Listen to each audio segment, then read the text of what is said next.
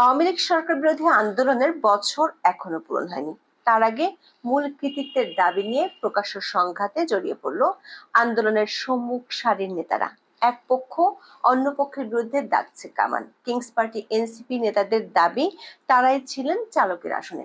অন্যদিকে ছাত্র শিবিরের দাবি একেবারেই উল্টো। আন্দোলনকে সারা দেশে ছড়িয়ে দেওয়ার মেটিকুলাস ডিজাইনার হিসেবে নিজেদের তুলে ধরছে তারা। ছাত্র শিবিরের পক্ষে সরব হয়েছেন তাদের দেশি বিদেশি মিত্ররাও। সব মিলিয়ে প্রশ্ন উঠেছে, জুলাই আসলে কার? দুই পক্ষের রশ্মি টানাটানিতে একটি বিষয় পরিষ্কার, গত বছরের জুলাইয়ের আন্দোলনের শুরু কোটার মোড়কে হলেও মূল লক্ষ্য ছিল সরকারের পতন ঘটানো। নানান কৌশলে ধীরে ধীরে এতে ব্যবহার করা হয় সাধারণ মানুষের আবেগ। সরকার পতনের বছর না ঘুরতেই তাই কৃতিত্বের ভাগ বাটোয়ারা নিয়ে শুরু হয়েছে স্বার্থের সংঘাত। বিস্তারিত জানতে চলুন যাওয়া যাক বিশ্লেষণ।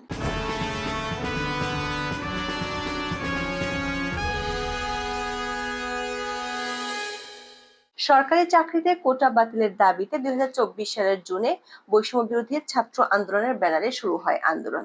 জুলাইয়ের মধ্যভাগে এই আন্দোলনে সরকার পতনের লক্ষ্য ধীরে ধীরে পরিষ্কার হয়ে ওঠে। 5ই আগস্ট আওয়ামী লীগ সরকারের পতনের পর আন্দোলনের সামনের সারির নেতারা প্রকাশ্যে স্বীকার করেন শেখ হাসিনা সরকারকে উৎখাত করাই ছিল তাদের মূল লক্ষ্য।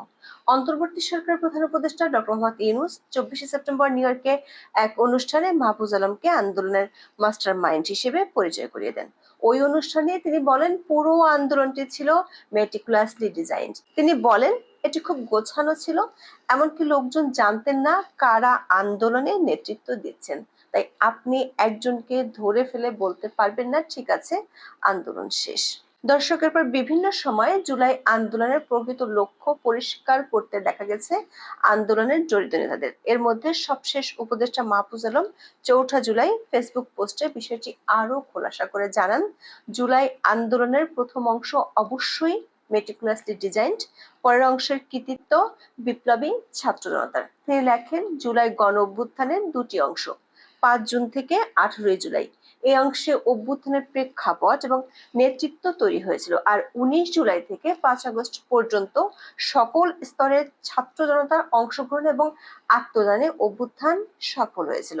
প্রথম অংশ অবশ্যই মেটিকুলাসলি ডিজাইনড, পরের অংশের কৃতিত্ব বিপ্লবী ছাত্র জনতার। দর্শকের পরিকল্পিত আন্দোলনের প্রাণভোমরা কারা ছিলেন সেটি নিয়ে সাম্প্রতিক মাসগুলোতে ছাত্র শিবির ও কিংস পার্টি এনসিপির মধ্যে মৃদু সংঘাত আমরা লক্ষ্য করেছি। আন্দোলনে শিবিরের গুরুত্বপূর্ণ ভূমিকা গত বছর পর্যন্ত দিল খোলাভাবেই স্বীকার করেছেন এখনকার এনসিপির নেতারা। এমনকি বর্তমানে এনসিপির উত্তরাঞ্চলের মুখ্য সংগঠক সার্জিস আলম গত ডিসেম্বরে ছাত্র শিবিরের ভূমিকার উচ্ছ্বসিত প্রশংসাও করেন।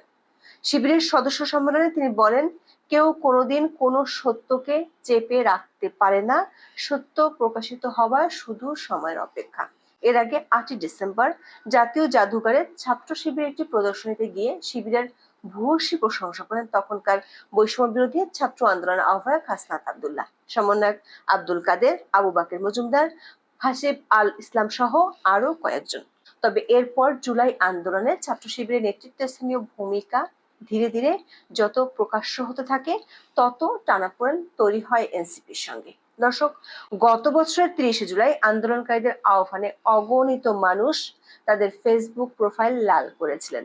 এ বছরের জুলাইয়ের শুরুতে জানা যায় এ পরিকল্পনাটির নেপথ্যে ছিলেন ছাত্র শিবিরের নেতারা। সে সময়ের ঘটনার বিবরণ দিয়ে ঢাকা বিশ্ববিদ্যালয়ের ছাত্র শিবির সভাপতি এস.এম. ফরহাদ দাবি করেন এই আইডিয়াটি ছিল তার।